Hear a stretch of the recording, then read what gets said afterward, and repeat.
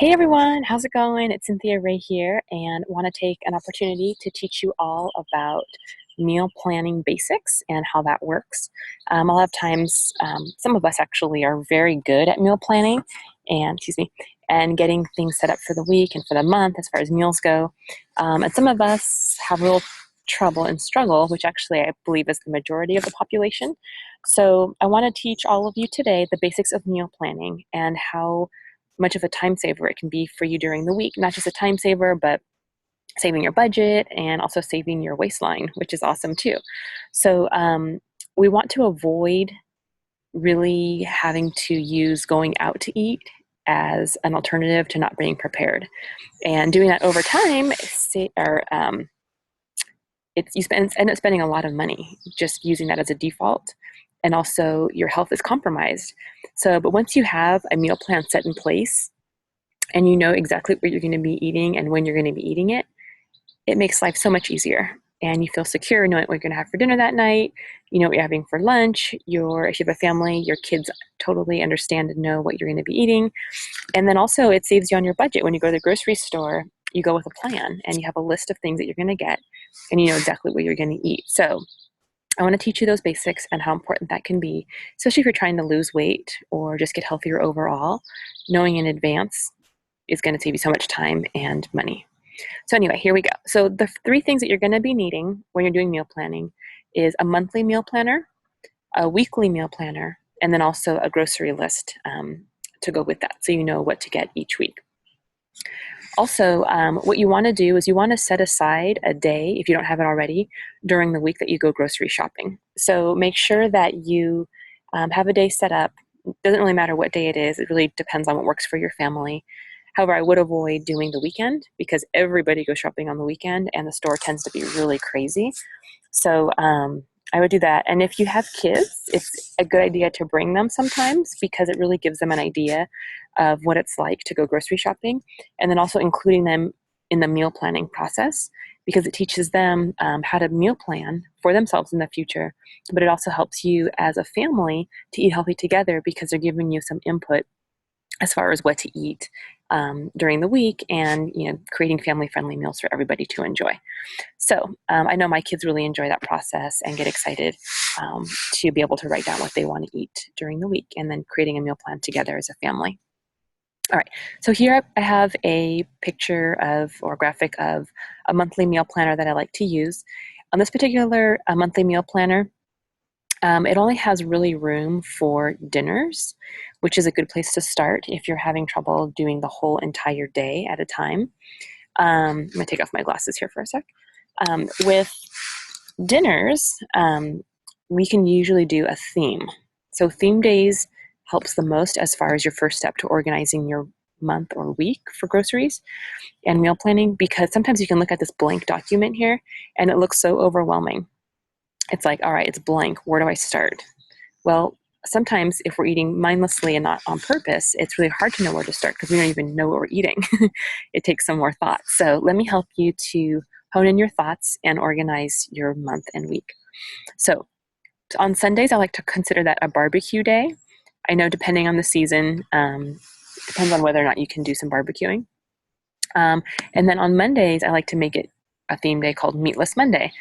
And most of these weeknight dinners tend to have a theme that coincides with the day of the week, but not all of them. So anyway, so Monday, Meatless Monday, Tuesday, Taco Tuesday, and then on Wednesday, we like to do dinner out. So we like to purposely plan out our meals out as a family and make it more of an exciting event, something we all look forward to, than just something that we do because we're in a hurry or we don't have time to cook.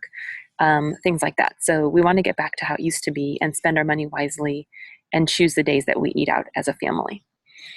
Thursdays, we like to do crock pot or easy meal on Thursday. Those are always great. Friday, we go out again or we do easy or leftovers from the week. And then Saturday, again, out or easy. So basically, if on Friday you're going out to dinner, then on Saturday you'll do an easy meal. Or on Friday, if you are eating your easy meal, then on Saturday, you'll have a meal out. So in the end, you want to have either Wednesday or Friday or Saturday as a meal out with your family, a planned meal out. And sometimes too, on one of those days, Friday, Saturday, you may have a celebration with your family or friends, birthday party, or some special celebration on the weekend. So you can use that as your dinner night out as well. All right, so let's see here. The other thing we like to do too is a planned dessert day or dessert night. We prefer to do dessert afternoon, like an afternoon snack around 3:30, 4 o'clock. That way we're not going to bed with sugar in our stomachs and waking up feeling not so good in the morning. So our kids really look forward to knowing, oh yeah, today's dessert day, it's Wednesday, or wait, when's dessert day? When they go in the fridge and find some ice cream, then they know that Wednesday's a dessert day and Saturday is dessert day also. So we have that set up too.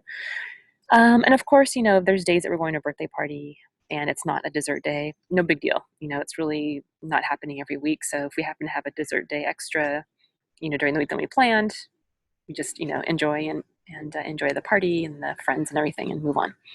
So barbecue Sunday, Monday, meatless Monday, Tuesday, Taco Tuesday. And within Taco Tuesday, you can do a variety of different taco themes. So like one day we'll do taco salad, one day we'll do soft tacos, tostadas, just depending on what you want to do and kind of rotate it. If your family likes the same thing each week, that's fine too. So however you guys want to do it. So that's how we plan the week. Now, the month, how are we going to plan the week? So each week we know has a theme. Each day of the week has a theme. And which in that theme day, we have to decide what we're going to eat. So what I like to do is I like to get out here's the next sheet here, my weekly meal planner, which describes, let me go back here for a sec, which describes exactly what we're eating as a family during the week. Let's see if I can get this so it doesn't cover me up. Let's see. Well, anyway, so you can see it here. So this weekly meal planner describes obviously what we're going to eat each week and specific meals, so breakfast, lunch, dinner, and snacks. Again, this is something that I involve my kids in because it helps me to get more creative. If I can't think of something, they have some great ideas. So I'll have them, for example, choose each of them. I have 2 older kids who can decide.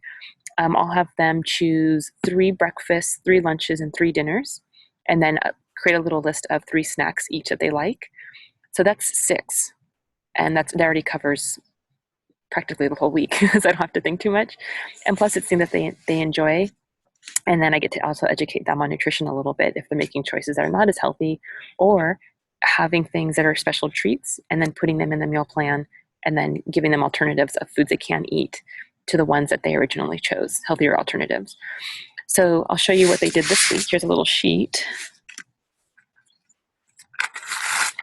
So I had my son create this little sheet for me. You can kind of see it here. It's my blank weekly meal plan, actually my grocery list. And here is a blank sheet of how much you can see. But I wrote on the top breakfast, and then the middle lunch, and in the bottom dinner. And on there, I let them choose 3 different things for each meal. So they wrote it out. It's a little bit messy, but they also get practice with their writing and spelling. So they did that for me, and then they get some input, able to give me some input as far as what they want. So from there, I created the week meal. So we know what we're having for breakfast, for lunch, for dinner, and then I have a variety of snacks that we can rotate during snack time during the week. All right, so that's the week menu. So from there, once we have the menu laid out for the week, then we make our grocery list. So here's a little picture, a graphic of a grocery list. This isn't the one that I use particularly, but let's see. You can see it anyhow. So it's one that I found that I really like. It's similar to the one we have. And, all you do is you go through what you're going to be eating that week and, look at each of the foods, write all the foods down there in your weekly meal plan, and then take it to the store. And you're going to notice, like I said, that your budget is going to be a lot better because you have more of a controlled shopping list.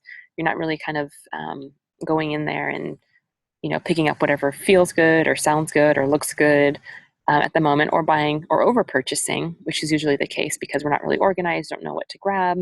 We just kind of go by what looks good. And sometimes we may end up with not enough food for the week, or too much, or not the right thing. So end up wasting a lot of money that way. But if you have your shopping list ready to go, if you want to have the kids help you write it out, which I had my kids do.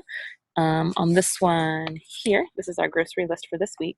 And my younger son wanted to write it out for me, so he did. And then on the side there's some boxes where you can check off what you bought. And if we forgot anything, he put little circles in there too. So I only go to the grocery store once a week. Like I said, choose a day of the week that's best for you, because then it'll save you time also. And then, of course, money. If you forget something at the grocery store that you don't absolutely need, just leave it. Just leave it and get it the next week. If something you absolutely need, of course, you need to go get it. But otherwise, do your best to get everything that you need at one time. So anyhow, and then if you could, the best thing to do too is to keep it to one grocery store. I know sometimes people like to go to multiple, like to go to Costco and Trader Joe's or Vaughn's, Albertsons, and then Target. But if you can stick to one store, I know for us, Trader Joe's pretty much has everything we need. And then if anything like household items or things that I might need for cleaning the house, I'll just run across to Target and pick that up. So in the same shopping trip. So anyway, I hope that helps. Hope it gave you a little understanding about meal planning and preparation and getting things together and also involving your family. If you have questions for me, let me know. I'm always here to help. And if you want to check me out, I'm at wellwithinnutrition.com or at Facebook, facebook.com/wellwithinnutrition. Again, I'm Cynthia Ray. Have a fantastic day, and I'll talk to you soon. Bye.